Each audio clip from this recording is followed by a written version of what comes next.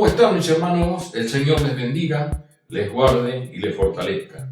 Hoy tenemos la visita de alguien muy especial, un eminente cardiólogo argentino, reconocido, maestro, pastor y docente.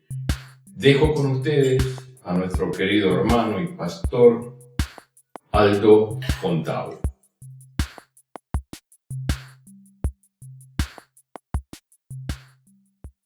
Les enviamos saludos muy cordiales. Lamentablemente no podemos estar con ustedes presentes en el cuerpo, pero sí en el espíritu. Y en ese espíritu queremos compartir un pasaje de las Escrituras donde podamos aprender un poco más cómo vivir en este mundo que nos toca especialmente en esta época en que de alguna manera no nos podemos ver. El Evangelio según San Lucas, capítulo 15, es probablemente un pasaje conocido, porque generalmente uno lo resume en el Hijo Pródigo. Sin embargo, todo este capítulo es el que quiero tomar y analizar para que lo podamos aplicar a nuestras vidas, pero quizá con un enfoque diferente, con una perspectiva diferente a lo habitual. En el capítulo 15, igual que en el 14, los fariseos, los escribas estaban acosándolo a Jesús, tratando de encontrarle alguna falta, algo por donde poder tomarlo. Y entonces lo acusaban. Dice el versículo 2 que éste a los pecadores recibe y con ellos come. Eso era tremendo, porque el que se consideraba un religioso correcto era aquel fariseo, aquel escriba que no se juntaba con los pecadores, porque supuestamente ellos no lo eran. Entonces eran personas que cumplían con toda la reglamentación religiosa, casi sin fallar, cumplían todos los ritos. Tenían algo así como 360 y pico de preceptos, mandamientos, 195 prohibiciones, y lo cumplían al pie de la letra. Es decir, como dice Pablo en algún momento, en la carne no había cómo ganarles.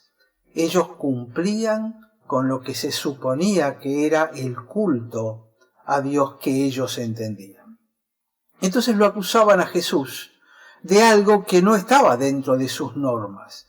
Dicen, este con los pecadores come, recibe y con ellos come.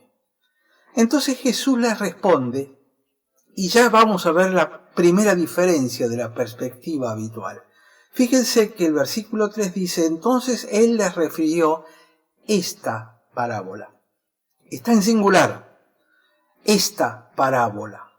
Y a partir de ahí cuenta 3 parábolas diferentes, pero las 3 tienen un solo sentido. Por eso es que esta parábola está en singular. Y no podemos separar ninguno de estos 3 relatos del contexto total. Y el contexto es responder que Jesús recibía a los pecadores, es decir, a todos nosotros. Entonces comienza con la primera parábola. Dice, ¿qué hombre de vosotros teniendo 100 ovejas pierde una y deja las 99 en el desierto y va tras la que se perdió hasta encontrarla? Interpretación tradicional, Jesús vino a buscar la oveja perdida que éramos nosotros y a rescatarnos. Dice, y cuando la encuentra la pone sobre sus hombros gozoso y al llegar a casa reúne a sus amigos y vecinos diciéndole, gócense conmigo porque he encontrado mi oveja que se había perdido. Les digo que así habrá más gozo en el cielo por un pecador que se arrepiente que por 99 justos que no necesitan de arrepentimiento. No vamos a entrar en los detalles. Lo que quiero es cubrir algunos puntos importantes. Los detalles uno lo puede dejar para alguna otra oportunidad. Pero la pregunta que uno habitualmente se hace acá es, Así que rescata a la que se había perdido y se va a celebrarlo. ¿Y qué pasó con las 99 que quedaron? ¿No le preocupan? ¿No las va a buscar? ¿Las deja ahí aisladas? Pues de alguna manera lo que Jesús está diciendo es que el Padre, a través de él y su conducta, él está mostrando al Padre a través de esto, se goza por aquella oveja que está perdida. En el Medio Oriente se iba el pastor a pastorear a sus ovejas. Cuando alguna se perdía, la oveja que se perdía habitualmente terminaba metida abajo de alguna piedra o de algún arbusto por el miedo que le daba haberse perdido. Y empezaba a lanzar gritos y quejidos que, claro, podían ser escuchados por el lobo o por el pastor, pero gritaba y pedía por el pastor que fuera a rescatarla. Entonces el pastor llegaba, la tenía que sacar de ahí, pero la oveja estaba tan asustada que no podía ni caminar porque estaba temblando. Por eso es que el pastor la echa sobre sus hombros y se vuelve con la oveja arriba del hombro. Ahora, lo que es interesante destacar acá es que durante los primeros 300, 400 años, 300 y pico de la iglesia cristiana, en las catacumbas, en los cementerios, la imagen de la cruz no era la imagen más común de ver, porque la cruz todavía seguía siendo el método que utilizaban los romanos para crucificar a la gente. No era muy agradable y muy bien visto. Sería algo así como los norteamericanos adorando a la silla eléctrica, que produce una sensación extraña. ¿Cuál era la imagen más frecuente que se encuentra en las catacumbas, en las iglesias, en los pequeños grupos que había en aquel entonces de cristianos? El pez era uno, el pez que significaba en Jesucristo Salvador del mundo, y el más representativo de todos era un pastor con una oveja arriba de los hombros. Esta era la imagen más frecuente que existía. Era la forma de transmitir el mensaje de los cristianos primitivos. ¿Qué era lo que los atraía? Que el pastor había encontrado a esa oveja, que era uno, la ponía sobre los hombros y la llevaba de vuelta a la casa del Padre. Entonces, el primer mensaje que hay acá del hombre que comía con los pecadores y los recibía es que este hombre, en nombre de Dios, porque era Dios, venía a rescatar, a ponerse sobre el hombro a la oveja temblorosa y perdida y la llevaba de vuelta a casa. Inmediatamente el versículo 8 pasa a la historia de la moneda perdida. Dice, ¿qué mujer que tiene 10 dracmas pierde una dracma, que era un valor muy importante?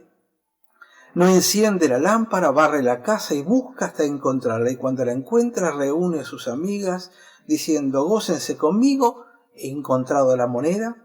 Así que os digo que hay gozo delante de los ojos de Dios por un pecador que se arrepiente. Y vuelve a hablar del pecador que se arrepiente. Antes había dicho aquel pecador que se arrepiente, versículo 7. Acá dice, por un pecador que se arrepiente, versículo 10. Es decir, el acto de arrepentimiento era lo que Dios estaba buscando también de los fariseos y de los escribas, pero los escribas y los fariseos no tenían de qué arrepentirse, porque ellos eran perfectos. Ellos iban a la iglesia, daban su diezmo, hacían buenas obras, cumplían con todas las cosas, no tenían de qué arrepentirse. Entonces, creían que estaban salvos cuando en realidad estaban perdidos. Y aquí viene la parábola del hijo pródigo. Había un hombre que tenía 2 hijos. El menor de ellos le dice, Padre, dame la parte de los bienes que me correspondo, y los repartió los bienes. Ahora, nosotros no llegamos a entender plenamente lo que significa esto en la cultura de Medio Oriente.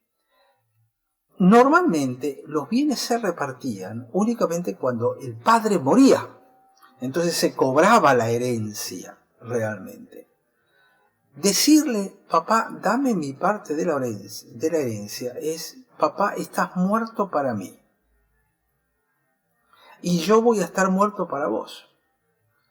En la mentalidad del Medio Oriente, en la mentalidad de todos estos fariseos y escribas que estaban escuchando, que el hijo venga a pedir su parte de la herencia significaba rechazar a su padre, su paternidad, su esencia, su identidad, todo. Era decirle, padre, no existís más para mí estás muerto, dame mi parte de la herencia y me voy. Normalmente, el padre ante una circunstancia así, le hubiese cruzado la cara con el dorso de la mano, esta es la costumbre en Medio Oriente, y lo hubiese expulsado de allí sin más, diciéndole que ya no es más su hijo, que desaparezca de su vista. Esto hubiese sido la conducta que todos los que estaban escuchando a Jesús hubiesen pensado. Y sin embargo, el versículo 12 termina diciendo, y le repartió los bienes. La actitud del Padre ante semejante ofensa por parte del Hijo es increíble.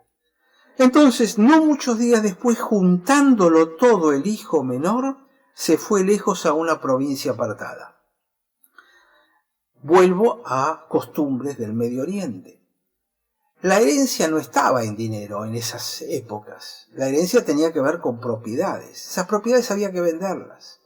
Ahora, en el pueblo en el cual vivía el padre y los hijos, que seguramente se habrían enterado de esto que había pasado, nadie le iba a comprar esa herencia porque era participar de un acto de ofensa muy intenso con respecto al padre. Entonces, el hijo evidentemente encontró a alguien que no le interesaba demasiado y se fue a una provincia apartada. Cuando esto ocurría, lo habitual es que el pueblo se juntaba y hacía toda una ceremonia por la cual declaraba a ese personaje que se había ido en semejante forma persona no grata y nunca más lo iban a recibir en el pueblo. Guarden esto en el fondo de sus mentes. Él se fue, vivió perdidamente, dice la palabra de Dios, y pasó hambre. Y estaba cuidando cerdos, quiere decir que no estaba con judíos, porque los judíos no cuidaban cerdos. Y entonces empezó a tener hambre, él tenía mucho hambre, y dice, ¿cuántos jornaleros en la casa de mi padre tienen abundancia de pan? Me levantaré e iré a mi padre. Ahora fíjense que dice que iré, pero no dice retornaré. Hay un verbo en hebreo, que es el verbo shub. El verbo shub significa darse vuelta y caminar en sentido contrario, que nosotros en la Biblia lo tenemos traducido como conversión. Pero acá no es este el verbo que se utiliza. Iré, dice. No me arrepentiré y vuelvo, sino simplemente voy a ir y le diré, Padre, he pecado contra el cielo y contra ti, un poco para descargar la culpa. Yo no soy digno de ser llamado tu hijo, es cierto. Hazme como a uno de tus jornaleros. Es decir, le está diciendo, dame trabajo, así yo aprendo algún oficio para poder ganarme la vida, y entonces puedo volver a juntar el dinero que te pedí y traértelo. Pero acá no hay un hijo que se arrepiente, que es la interpretación tradicional del hijo pródigo. Aquí no hay arrepentimiento, acá hay un hijo que ve una circunstancia donde él puede sacarle algo más al padre todavía. Y se vuelve, porque esos son los verbos que son utilizados allí. Entonces, levantándose, vino a su padre. De nuevo, el verbo que hay ahí no es el verbo arrepentimiento. Él no volvió arrepentido. Él volvió para que en la casa del padre lo pusieron como un jornalero a aprender un oficio y poder irse de nuevo, ganar algo de dinero, porque era tan inútil que no sabía trabajar en nada todavía. Él simplemente sabía gastar plata. Entonces, cuando estaba aún lejos, lo vio su padre, que, movido a misericordia, corrió, se echó en el cuello y lo besó. Fíjense que el centro no está en un hijo que se arrepiente, en un pecador que se arrepiente. Fíjense que el centro del pasaje está en el padre y la actitud de misericordia que tiene hacia el hijo. Y dice el hijo: Padre, he pecado contra el cielo, contra ti, ya no soy digno de ser llamado tu hijo. Y ahí para, porque no llega a decir: hazme como uno de los jornaleros. El hijo está impactado por la actitud del padre, que era una actitud absolutamente inesperada, no solo para el hijo, para todos los sirvientes que salieron con el padre. Y entonces a esos sirvientes el padre le dice: saquen el vestido, vístanlo, pónganle un anillo y calzado en sus pies. Es decir, lo abruma con su amor, a pesar de que no se había arrepentido, simplemente había vuelto. Y traigan el becerro gordo, mátenlo y comamos y hagamos fiesta. Entonces, uno piensa habitualmente: oh, bueno, el padre sacó el becerro gordo para festejar al hijo, que el hijo había tenido esta actitud de volver. Dejémoslo ahí y vayamos al otro hijo. A mí siempre me hizo ruido el otro hijo, porque dice que el hijo mayor estaba en el campo, y cuando vino a la ciudad, ahí había calles muy chiquititas, escuchó la música y escuchó la fiesta.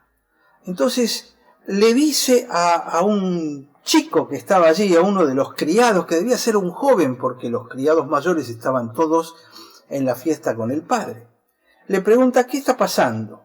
Y entonces el chiquilín le dice: tu hermano ha venido, vuelve a utilizar el verbo venir, pero no retornar, no arrepentirse, y tu padre ha hecho matar el becerro gordo. ¿Por qué? Por haberlo recibido. Y literalmente lo que dice la palabra de Dios es haberlo recibido con shalom, con paz. Entonces el hijo mayor se enoja y no quería entrar, y yo muchas veces me identifiqué con este hijo mayor. Porque uno dice: ¿realmente qué está haciendo, papá? Pero fíjense que no quería entrar y no entró. Lo cual era una ofensa del hijo mayor al padre. Entonces, ¿qué pasó? Dice la palabra: salió por tanto su padre. Jamás se hubiese esperado esto en una cultura de Medio Oriente. El padre hubiese dicho: procedamos con la fiesta, sigamos adelante, y si él quiere quedarse con el berrinche, ahí se queda. Pero sin embargo salió y dice: y le rogó que entrase.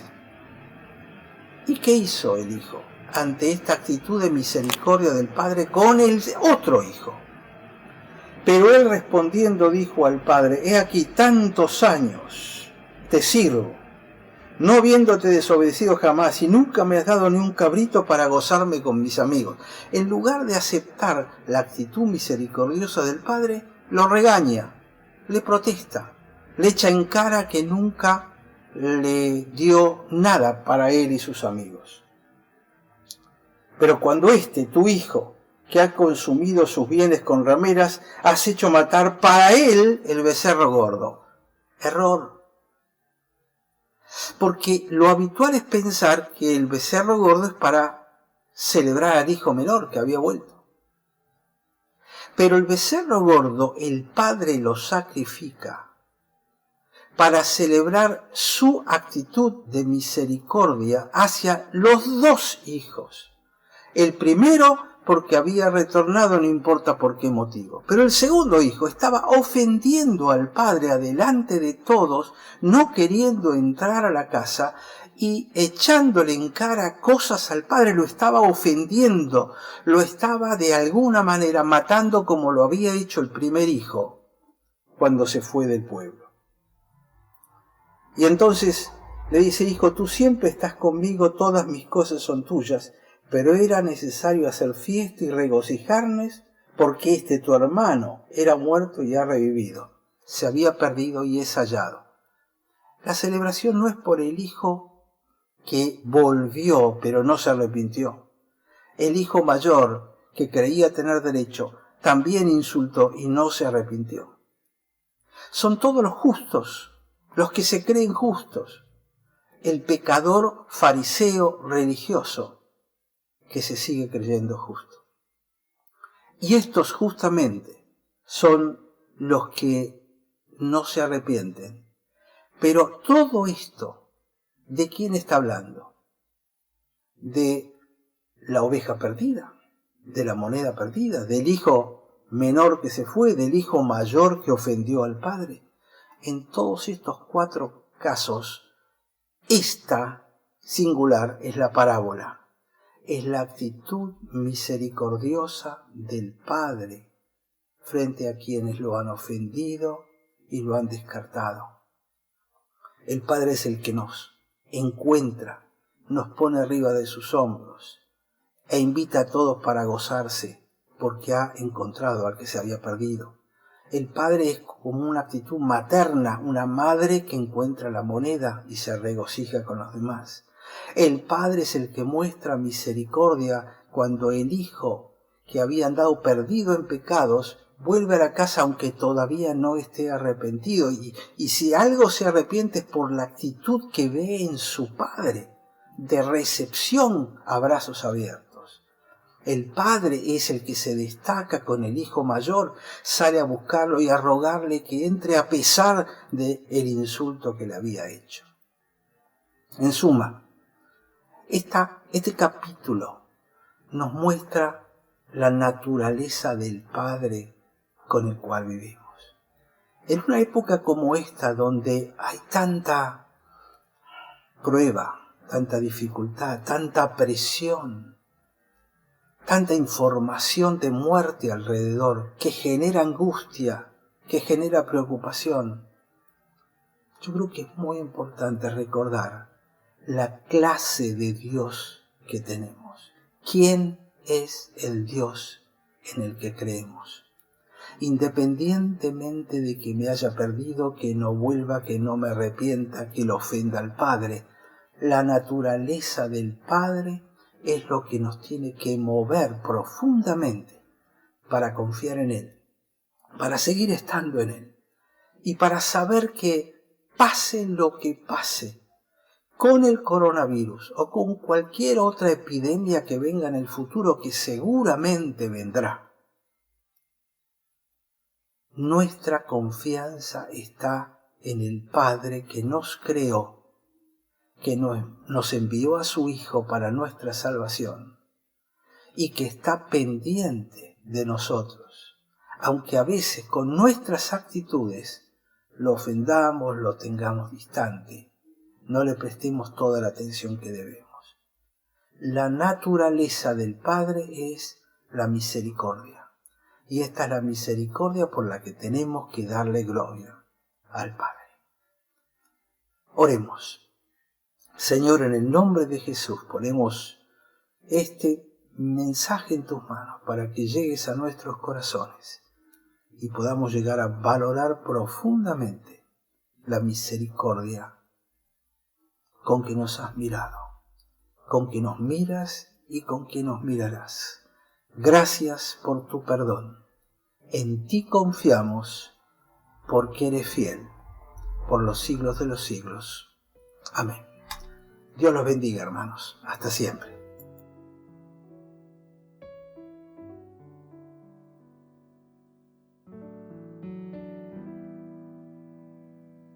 Qué bueno es escuchar la palabra de Dios, ¿no es cierto? Como el hijo pródigo, muchos de nosotros tuvimos que volver a la casa del Padre. Y por ahí andan algunos hijos pródigos, ¿no? Dando vuelta todavía sin regresar. Quiera el Señor que regresen. ¿Qué les parece si vamos a orar y vamos a despedirnos con un abrazo, con una oración especial? Si usted quiere, tome a alguien así de su lado, de su familia, de las manos. Tómense de las manos como cantaba el Puma, ¿se acuerdan? Y vamos a orar a nuestro Dios. Vamos a orar. Padre, te damos gracias en el nombre de Jesús por este hermoso mensaje que hemos escuchado. Y te ruego por cada uno de mis hermanos que están desde sus hogares mirando esta transmisión. Te pido que tú le bendigas, le guardes, le fortalezcas en este tiempo tan difícil y de tanta incertidumbre. Padre, te ruego por los enfermos de tu pueblo. Ten misericordia. Por aquellos que han pedido oración a tu pueblo, a tu iglesia, quieras tú bendecirle, contestarle. Aquellos, Señor, que están internados, ten misericordia, pon tu mano sobre cada uno de ellos para que sean levantados por el poder de Dios, por la palabra sembrada en cada corazón que dé fruto. Por aquellos amigos que a lo mejor hoy nos están mirando por primera vez, quiera tú bendecirle, alcanzarle de tu gracia y que ellos puedan regresar a la casa del Padre. Hay un Padre amoroso que los está esperando. Así como un día llegamos nosotros, que ellos también puedan llegar. Padre, te ruego una bendición muy especial y que tengan unos días victoriosos. Todo en el nombre de Jesús. Te lo pedimos creyendo que tú lo harás. Amén y amén. Dios les bendiga. No se olviden de orar cada día y de leer la palabra de Dios y estar en contacto con nosotros. Dios les bendiga mucho.